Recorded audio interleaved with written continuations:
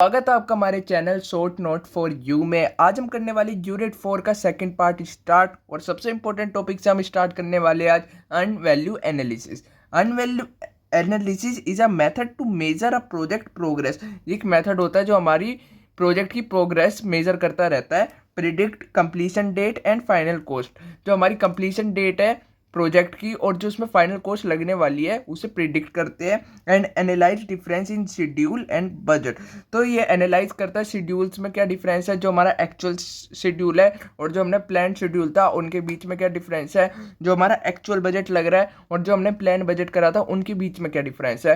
तो ये वो एनालाइज करने में काम आता है। तो compare plan work with the actual work, बात वही आ गई, प्लान वर्क को एक्चुअल वर्क के साथ कंपेयर करता है। Completed to see if the project is on track और नोट, ये कंपेयर करने के बाद देखता है कि हमारा जो प्रोजेक्ट है वो भी ट्रैक पे है या नहीं है, यानी कि उसकी प्रोग्रेस हमारी कहीं डिक्रीज तो नहीं हो रही, कहीं हमारा बजट जितना हमने एस्टिमेट करा था ओवर बजट तो नहीं हो रहा, या जितना टाइम हमने लगाया था उससे ज़्यादा टाइम तो नहीं लग गया। तो उसकी प्रोजेक्ट की जो हमारी प्रोग्रेस है वो मेजर करने पे काम आता है और देखता है कि वो ट्रैक पे है या नहीं है। To measure progress and variances we use 3 value for each activity, जो हम प्रोग्रेस को मेजर करते हैं और जो उसमें वेरिएंस आ रहे हैं उसमें मेजर करते हैं, उसके लिए हम 3 वैल्यू यूज़ करते हैं हर एक्टिविटी, यानी कि हर टास्क के लिए हम ये 3 वैल्यूज यूज़ करते हैं।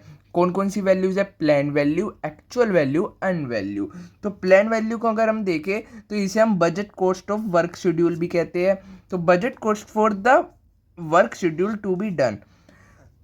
तो इसमें क्या होता है हमारा, इसमें हम प्लान वैल्यूज़ में हम अपनी प्री प्लान वैल्यू एस्टिमेट कर देते हैं कि हम पहले से बता देते हैं कि जो हमारा प्रोजेक्ट है इसमें इतना बजट लगने वाला है, इतनी कॉस्ट लगने वाली है और इतना इसमें टाइम लगने वाला है, इसलिए इसे हम बोलते हैं plan value. Budgeted cost for the work schedule to be done, portion of the project budget plan to be spend to any given part of time. तो अगर आपको अभी कन्फ्यूज़न होगी, गारंटीड कह रहा हूँ मैं, आपको थोड़ी बहुत कन्फ्यूज़न होगी, इसे मैं आपको आगे एग्जांपल से बताने वाला हूँ जिससे आपको एक क्लिस्टर क्लियर हो जाएगा कि क्या है ये बेसिकली। सेकंड आता है हमारी एक्चुअल कॉस्ट। एक्चुअल कॉस्ट हमारी होती है एक्चुअल कॉस्ट वर्क परफॉर्म्ड, इसको हम कहते हैं। और इसकी अगर डेफिनेशन पढ़े तो money spend for the work complete at a given, उतनी मनी जो हमारी गिवन टाइम में स्पेंड हो चुकी है उसे हम कहते हैं actual cost. Total cost incurred up at specific point of time, कुछ स्पेसिफिक पॉइंट ऑफ टाइम में हमारी कितनी मनी अभी एक्चुअल में लग चुकी है। मान लो कि हमारा प्रोजेक्ट हमारा 70% कंप्लीट हो चुका है और उस पॉइंट तक हमारी कितनी मनी लग चुकी है। और प्लान वैल्यूज़ में आएगा कि मान लो हमने प्लान वैल्यूज़ में करी थी कि हमारा कॉस्ट लगने वाली है 1000 तक, और एक्चुअल कॉस्ट में आएगा कि अगर 70% तक उसमें लग चुकी है हमारी 700 वैल्यू लग चुकी है, तो ये हमारा एक्चुअल वैल्यू है एट पर्टिकुलर टाइम। तो अर्न वैल्यू क्या होती है? Percent of the total budget actually completed at the point in time. तो ये परसेंटेज होती है कि हमारा जो टोटल बजट है वो उस पर्टिकुलर पॉइंट ऑफ टाइम में कितना कंप्लीट हो चुका है। अगर इसका एक और नाम है बजट कॉस्ट वर्क परफॉर्म्ड, और इसका अगर फॉर्मूला देखें तो percentage complete into budget. Don't worry, अगर आपको भी कंफ्यूजन है, मेरे को पता होगी गारंटीड, तो इसे हम एग्जांपल से समझते हैं और एग्जाम में आता भी है कि आप इसे एक्सप्लेन करो और कोई अपने आपसे एग्जांपल दो। तो आप ये वाला एग्जांपल, अगर आपने एग्जांपल समझ लिया तो आप ऐसे n नंबर ऑफ एग्जांपल बना सकते हो और ईजिली आप इसमें जो इनके फॉर्मूले आपको रटने की भी जरूरत नहीं है, क्योंकि मैं ईजिली आपको ईजी वे में समझाऊंगा और आपको अच्छे से समझ आएगा, इसकी मैं गारंटी देता हूँ। चलो एक एग्जांपल से समझते हैं। एग्जांपल में आपका टास्क क्या है, आपको एक वेबसाइट बनानी है अपने क्लाइंट के लिए और यू हैव बजट 5000 रुपीज़, आपके पास 5000 का बजट है और आपने जो अपना जो वेबसाइट है उसे आपने 3 पार्ट में डिवाइड कर दिया, जैसे डिज़ाइनिंग, कोडिंग एंड कंटेंट। तो डिज़ाइनिंग में each task has planned cost associate with it, तो मतलब हर टास्क को हमको एक प्लान कॉस्ट देगी कि उसके साथ एसोसिएट कर देगी कि इतने कॉस्ट में हमारा जो हमने एस्टिमेट लगा देते हैं कि इतनी कॉस्ट में हमारा जो टास्क है वो कंप्लीट हो जाएगा।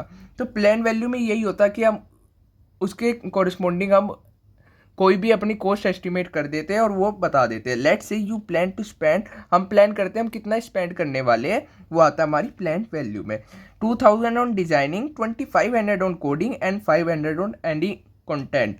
तो हम डिज़ाइन में करने वाले 2000 रुपीज़ स्पेंड, कोडिंग में करने वाले 2500 और कंटेंट में हम करने वाले 500। तो एक्चुअल कॉस्ट देखते हैं कितनी आ रही है। तो एक्चुअल कॉस्ट हमारी आ गई डिज़ाइन करने में 1800, कोडिंग 2000। ये एट आ टाइम है, एट पर्टिकुलर टाइम। ये नहीं मैं कह रहा कि प्रोजेक्ट पूरा बन गया तब इतनी कॉस्ट आई है, नहीं, ये कुछ पर्टिकुलर टाइम में। अभी पर्टिकुलर हम आगे टाइम देखते हैं कितना है। मान लो जब हमारा डिज़ाइन 80% कंप्लीट हुआ तब 80% तक की ये कॉस्ट 1800 आई है। कोडिंग की हमारी 2000 आई है। ये मैंने कहा पर्टिकुलर टाइम पे आई है हमारी एक्चुअल कॉस्ट। ये मैं एग्जांपल ले रहा हूँ। और मान लो कंटेंट की आ गई हमारी 400। अब हमारा नेक्स्ट टॉपिक आता है अर्न वैल्यू। तो अर्न वैल्यू क्या होता है? Assess the progress made on each task. हम एनालाइज करते हैं प्रोग्रेस को हर टास्क के कोरिस्पोंडिंग।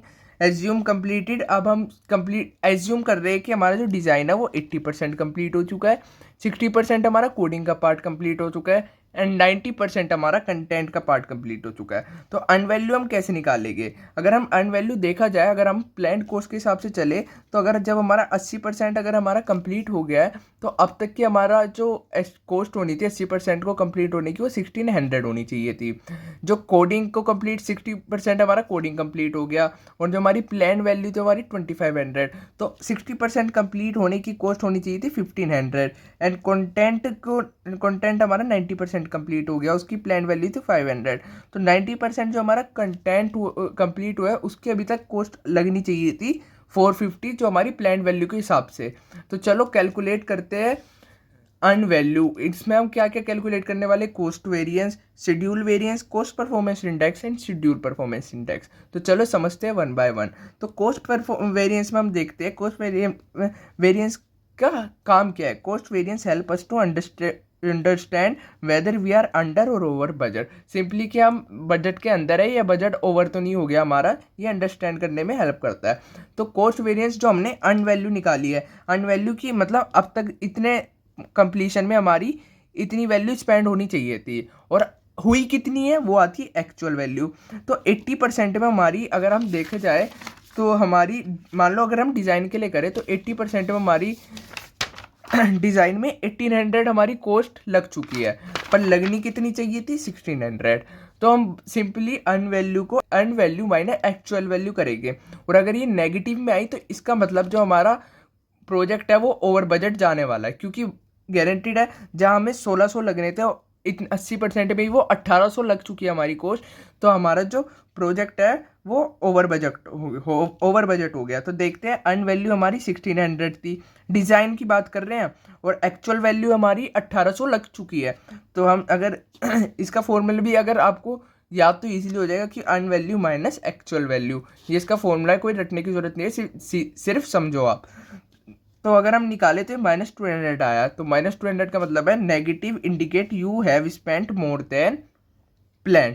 जितना आपने प्लान करा था उससे आप ज़्यादा स्पेंड कर चुके हो। तो बात करें हमारा नेक्स्ट हमारा शेड्यूल वेरिएंस। तो कॉस्ट वेरिएंस तो हमारा होता है बजट के लिए और शेड्यूल वेरिएंस होता है हमारा शेड्यूल और टाइम के लिए। Help us to understand whether we are behind or ahead of schedule. हमने जितना टाइम एस्टिमेट करा था हम उस टाइम से आगे या टाइम से कम है, पीछे है। तो ये कैसे निकलता है हमारा? Earn value minus plan value. तो ये कैसे, चलो समझते हैं। अर्न वैल्यू हमारी 450, यानी कि हम अभी 80% अर्न वैल्यू 450 हमारी 80% पे थी। तो अर्न वैल्यू हमारी अगर 100% अगर अर्न वैल्यू हम इसके कोरस्पॉन्डिंग 100% पे निकालते हैं तो अर्न वैल्यू भी हमारी 500 होती, और 500 माइनस 500 इसका मतलब 0, इसका मतलब हम ऑन टाइम है। लेकिन अर्न वैल्यू 450 है, इसका मतलब हम ये 80% कंप्लीट हुआ है, और प्लान वैल्यू हमारी 500 है। तो अगर हम इसे माइनस करें तो 40 तो साफ साफ पता चल रहा अभी हमारा जो ये है अभी हमारा इसका टाइम ये पूरा कंप्लीट नहीं हुआ। तो इससे पता चल रहा है हमारा 450 माइनस 500 -50।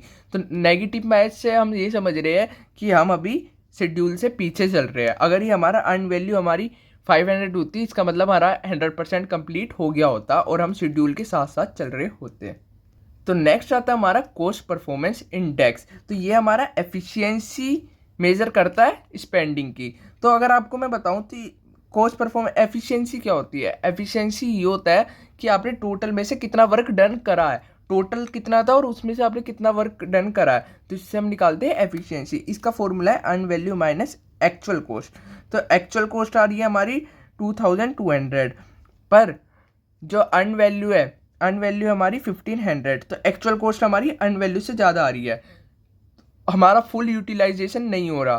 तो अगर हमारी एक्चुअल कॉस्ट भी 1500 आती और हमारी अर्न वैल्यू भी 1500 होती, तो इसका मतलब कट के 1 आता, यानी कि 100% एफिशिएंसी होती, पर हमारी कॉस्ट ज़्यादा हो गई है। वो कॉस्ट ज़्यादा हो गई है तो हमारी वैल्यू हमारी डिक्रीज़ हो गई, तो वैल्यू हमारे आ रही 0.68, यानी कि 68% हमारी एफिशिएंसी है, और ये हमारा लेस देन 1 है। तो इसका मतलब है means spending more than plan. इसका भी यही सिंपल मतलब है कि हम जितना हमने प्लान करा था उससे ज़्यादा हम स्पेंड कर रहे हैं। तो हम ऐसे पढ़े जा रहे हैं। कॉस्ट वेरिएंस हमारा होता है कॉस्ट के लिए, और शेड्यूल वेरिएंस होता है हमारा शेड्यूल के लिए, कि हम आगे चल रहे हैं पीछे चल रहे हैं। और कॉस्ट परफॉर्मेंस इंडेक्स हमारा होता है कॉस्ट की एफिशिएंसी निकालने के लिए, और शेड्यूल परफॉर्मेंस इंडेक्स आएगा वो हमारी शेड्यूल की एफिशिएंसी निकालने के लिए होता है। तो चलो बात करते हैं शेड्यूल परफॉर्मेंस इंडेक्स की। ये शेड्यूल परफॉर्मेंस इंडेक्स हमारा मेजर करता है एफिशिएंसी ऑफ योर शेड्यूल। जो हमारा शेड्यूल है उसकी एफिशिएंसी हमारी मेजर करता है। कैसे करता है? Plan values minus earn value. Plan value मैंने आपको बताई है कि प्लान वैल्यू के हिसाब से अगर हमारी अर्न वैल्यू है हमारी उतनी आ रही जितनी हमारी प्लान वैल्यू, तो इसका मतलब अर्न वैल्यू 100% हमारी कंप्लीट हो रखी है। अर्न वैल्यू हम प्लान वैल्यू का कुछ परसेंटेज में निकालते हैं, यानी कि अगर अर्न वैल्यू 1600 है तो हमें पता था कि 1600 80 का मतलब है 80% हमारा कंप्लीट हुआ है। अगर ये 2000 ही होती है हमारी अर्न वैल्यू, इसका मतलब हमारा जो टास्क है वो पूरा कंप्लीट हो चुका है, और 2000/2000 आता हमारा 1, जो कि 100% एफिशिएंसी होती। पर जो हमारा SPI अगर हम निकालें, डिज़ाइन का निकाल रहे हैं ये, तो ये हमारा अभी हमारा 80% डिज़ाइन कंप्लीट हुआ है, तो इसकी 80% के कोरस्पॉन्डिंग हमारी अर्न वैल्यू है ये 1600, जो कि 0.8, जो कि हमारा 1 से कम है। तो ये इंडिकेट करता है कि अभी हम शेड्यूल से पीछे चल रहे हैं। तो चलो एक शॉर्ट समरी समझ लेते हैं। By analysing this earn value metrics you can identify area which you may be over under budget or behind or ahead schedule. Over or under budget है या बिहाइंड और अहेड आप schedule से है। This information help us to make inform decision. इन information की help से हम decision बना सकते हैं and take corrective action. Corrective action ले सकते हैं कि हम टाइम को कैसे मैनेज करें कि टाइम हमारा मतलब ट्रैक पे आ जाए, और बजट को कैसे करें कि बजट हमारा ट्रैक पे आ जाए, to keep the project on track. तो बात करें हमारी नेक्स्ट की, तो इसका गोल क्या होता है? इसका गोल मतलब ये क्वेश्चन अगर आपका 10 मार्क्स में आया ना, सब आप लिख देना। मैंने 3 चीज़ें बता दी, और अगर फॉर्मूले तो अगर आपने ढंग से समझा होगा तो आपको फॉर्मूले भी गारंटीड याद हो गए होंगे। एक बार आपको बस गो थ्रू करना है नोट्स को। तो गोल क्या होता है? अर्न वैल्यू एनालिसिस का गोल क्या होता है? Provide insight into project performance. इसकी हेल्प से हम देख सकते हैं परफॉर्मेंस की, जो हमारी परफॉर्मेंस है उन्हें मेजर कर सकते हैं। Enable forecasting and allow for better control over cost and schedule. Allow करता है कि हम जो कंट्रोल कर सके अपनी कॉस्ट को और शेड्यूल को। तो बात करें हमारे नेक्स्ट टॉपिक की, वो है चेंज कंट्रोल। गाइज अब वीडियो इतनी लंबी हो जाएगी, इसलिए मैंने अब ये कुछ असली मीनिंग ये होता है शॉर्ट नोट का जो मैंने ये लिखे है। तो चलो इन्हें पढ़ते। चेंज कंट्रोल कब आता है काम? जब चेंज कंट्रोल तब आता है अगर आपको कोई प्रोजेक्ट है, आप उसमें कुछ चेंजेस करवाने हैं, आपको अपडेशन करानी है। तो चेंज कंट्रोल में आपके कुछ स्टेप्स आते हैं। पहले रिकॉर्ड, आप रिक्वायरमेंट दोगे चेंजेस के लिए। मैं आपको कहूँगा कि ये ज़्यादा ही मैंने शॉर्ट में लिख रखा है, तो अब इन्हें नोट से प्रीफर कर लेना, पर समझ लो। रिकॉर्ड आता है रिक्वायरमेंट फॉर चेंज, जब आप रिक्वायरमेंट देते हो कि हाँ भाई हमें ये सब चेंज करना है। तो एक्सेस करते हैं, हम एनालाइज करते हैं कि अगर हम चेंज करेंगे तो उस चेंज से हमारे प्रोजेक्ट में और कोई प्रभाव तो नहीं आएगा, और कोई दिक्कत तो नहीं आएगी, और कोई रिस्क, अनसर्टेनिटी, ये सब तो नहीं आ जाएगी चीज़ें। तो ये हम एक्सेस वाले पार्ट में करते हैं, एसएस वाले में। एंड थर्ड आता है प्लान। इसका अगर हमने सब देख लिया, रिस्क एनालाइज कर लिया, फिर हम प्लान करते हैं कि हम उस जो प्रोजेक्ट है हम कौन सी टीम को असाइन करें जो वो अपडेशन में बेनिफिशियल हो। फोर्थ आता है टेस्ट। जब हमने असाइन कर दिया तो अब टेस्ट में जो होगा, हमारे जो टीम है उससे अपडेशन पार्ट को बिल्ड करेगी और टेस्ट करेगी, और अगर टेस्ट कर लिया तो उसके बाद इम्प्लीमेंट करेगी। रिव्यू होगी फिर पूरे प्रोजेक्ट की, और मीटिंग होगी, जो भी स्टेक होल्डर्स है वो सब बैठेंगे, देखेंगे हाँ भाई कोई दिक्कत तो नहीं आ रही, कोई प्रॉब्लम तो नहीं है, कुछ नहीं है। एंड देन क्लोज, फिर हम उसे अपडेट करके क्लाइंट को दे देंगे। इसकी ट्रिक मैंने बनाई है रापचिक से आप याद रख लेना। Record, analysis, plan, test, implement, close. तो ये मैं आपको एडवाइस दूंगा कि एक बार आप नोट से गो थ्रू कर लेना।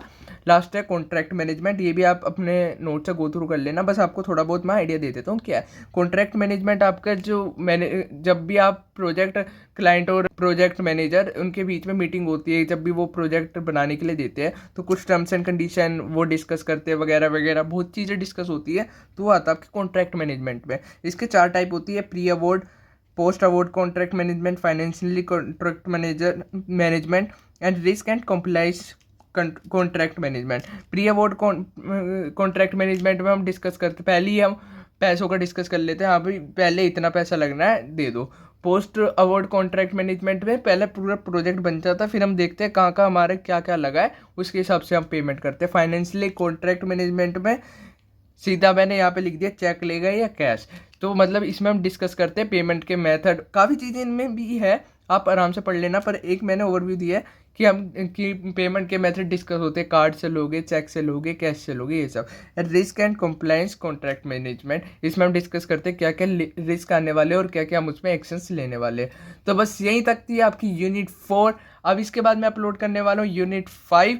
और गाइस वीडियो को लाइक कर देना, वीडियो बनाते बनाते 3:35 हो गया सुबह के।